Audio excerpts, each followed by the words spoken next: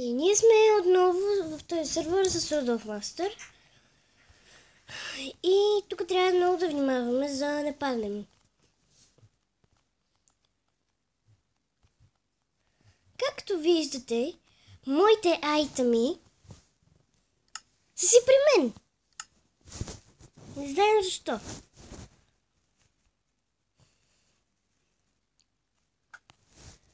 Но пък ще ида и да си ограбя и оттам малко айтъмчета.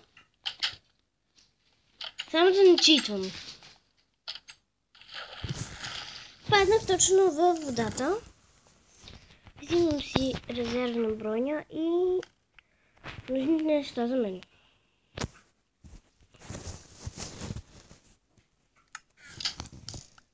Тук трябва да си вдигнем левела, като използваме бутилчици с XP.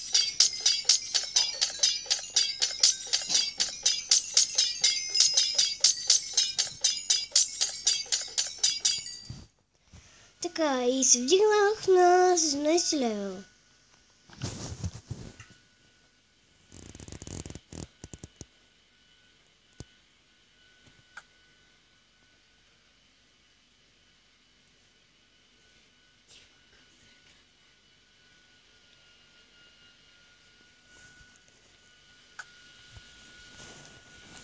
Той майче намери начин да иде в средата.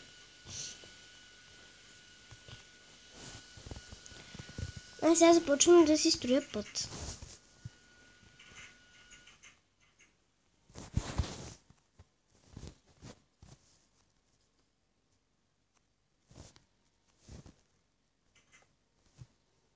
Малко е трудничко. Честно казано. Поне на мен. И той ме оцели. И те уби. Е зелената. Но пък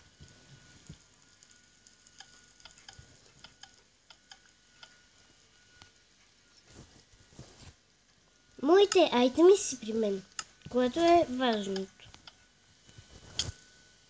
Оцели бе. Марти, не знаеш, че си черни. Браво! И той ме повали. Мини през лава. Трети път и спираме да играем. Ако той ме убие.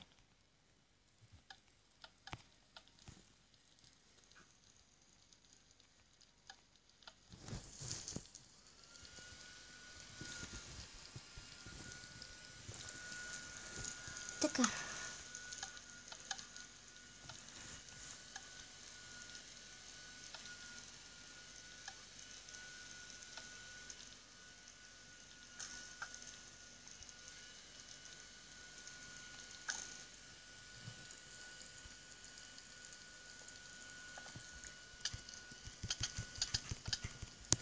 Кой път?